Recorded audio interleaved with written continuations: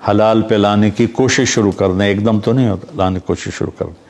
کسی سے لڑے ہوئے ہیں صلح کر لیں، ماں باپ کو دکھی کیا ہے ان کے پاؤں پڑ جائیں، بیوی سے بدتمیزی کی ہے اس سے معافی مانگ لیں، بیوی نے خاوند سے بدتمیزی کی ہے تو وہ خاوند سے معافی مانگ لیں، بچے بھائی بہن آپس میں لڑے ہوئے ہیں، جائیدادوں پر لڑتے ہیں مالدار لوگ، تو صلح کر لیں، مٹ جانے والی چیز، تمہارا باپ چھوڑ گیا تم بھی چھوڑ جاؤ گے، ہمارا باپ چھوڑ گیا ہم بھی چھوڑ جائیں گے۔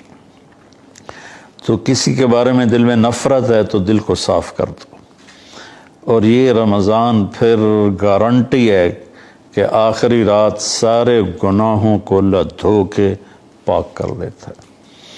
اس لیے میرے نبی پاک صلی اللہ علیہ وسلم کا فرمان ہے، اگر میری امت کو پتہ چل جائے کہ رمضان کی کیا قیمت ہے تو تمنا کریں کہ یا اللہ سارا سال ہی رمضان کر دے۔ تو جنت کی حوریں دعائیں کرتی ہیں، یا اللہ رمضان میں ہمارے روزے داروں میں خامد مقرر فرما، ہمارے ان سے نکاح فرما۔ وہ جنت میں ان کے نکاح ہو رہے ہوتے ہیں، وہ یہاں موجود ہوتے ہیں، اور اللہ تبارک و تعالیٰ کی طرف سے ایک فرشتہ اعلان کرتا ہے، یا باغ الخیر ابشر و اقبل، اقبل و ابشر، اے نیکی کے کرنے والے آگے اور آگے بڑھ، تجھے خوشخبری ہو تیرے لیے بڑی نعمتیں ہیں۔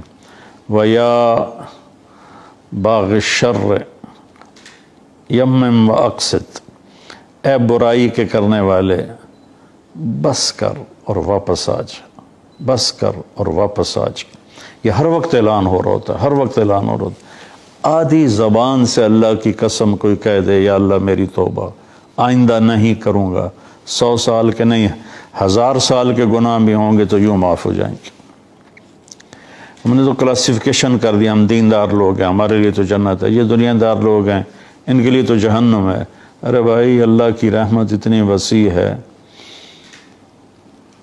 کہ ہم سب، ایک حدیث سناتا ہوں، میرا رب کہتا میرے بندے تو اتنے گناہ کر آسمان کی چھت کو لگا دے، اب مجھے بتاؤ کون ہے اتنے گناہ کرنے والا؟ ہمارے گناہ تو جانتے ہی نہیں جانتے، جو صرف 2,40,000 کلومیٹر ہے، اور میرا رب کہتا ہے ایک بندہ ایک بندی اتنے کرے کہ آسمان کی چھت کو لگا دے، اور پھر صرف ایک دفعہ کہے یا اللہ اغفر لے، معاف کر دے، توبہ، تو اللہ تعالیٰ فرماتا غفرت لک ولا ابالی، میں کہتا ہوں جاؤ معاف کیا، تیرے رب کو کسی کی کوئی پرواہ نہیں۔ اس لیے بھائیو کسی کو حقیر نہ جانو، یہ طوائف ہے، یہ کنجر ہے، یہ ہماری شان کے خلاف ہے، ہمارے ساتھ بیٹھے ہیں، تو سب اللہ کے بندے ہیں، پتہ نہیں کس بات پہ اللہ تعالیٰ کس کی بخشش فرماتا۔ اور اس میں قرآن کی تلاوت کی کثرت فرمائیں، اپنے دنیاوی کام مختصر کر دیں، اپنے ملازموں کی ڈیوٹی مختصر کر دیں، نوافل کا اہتمام کریں، تہجد کا اہتمام کریں، تراویح 8 اور 20 کی لڑائی میں نہ پڑھیں، جتنے زیادہ پڑھو گے اتنا اجر ہے۔ مدینے والے 40 رکعت پڑھا کرتے تھے پہلی صدی میں، تو 20 رکعت پڑھو گے تو آپ کا ہی فائدہ ہے، 8 پڑھو گے تو 12 کم ہو جائیں گی، اتنا ہی اس کا نقصان ہے۔ تو ایک تو میں نے تھوڑی سی یہ بات کرنی تھی۔ دوسرا یہ بتانا تھا کہ جناب رسول اللہ صلی اللہ علیہ وسلم پر کتنے رمضان آئے۔ ہمارے نبی نے 9 رمضان دیکھے، اپنی زندگی میں 9 رمضان دیکھے، اور 10ویں رمضان کے آنے سے پہلے ربیع الاول میں آپ اللہ کی بارگاہ میں پہنچ گئے، اللہم الرفیق الاعلی۔ تو آپ تو کھجور پہ روزہ رکھتے تھے اور کھجور پہ افطار فرما لیتے تھے، کبھی کبھی کھانا بھی ہوتا تھا، کبھی کبھی سحری اکٹھے ہوتی تھی۔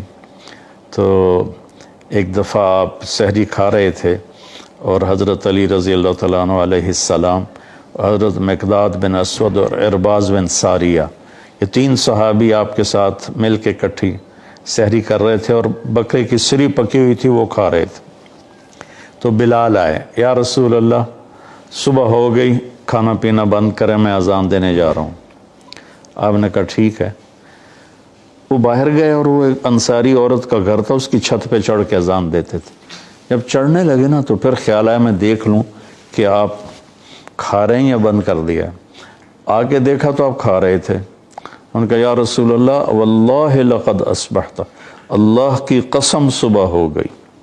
تو آپ نے ہاتھ روک لیا، کہا ارے بلال ابھی صبح نہیں ہوئی تھی، تیری قسم جھوٹی نہ پڑ جائے، اللہ نے صبح کو پہلے نکال دیا. سبحان اللہ سبحان اللہ، کیا ہستیاں ہیں.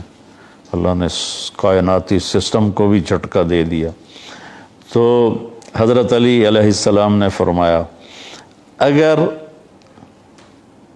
بلال قسم نہ کھاتا تو جب تک اللہ کے نبی کھاتے رہتے صبح نہ ہوتی. ایسی بڑی ہستیاں تھے جن کی قسم کو اللہ یوں پورا کرتا تھا.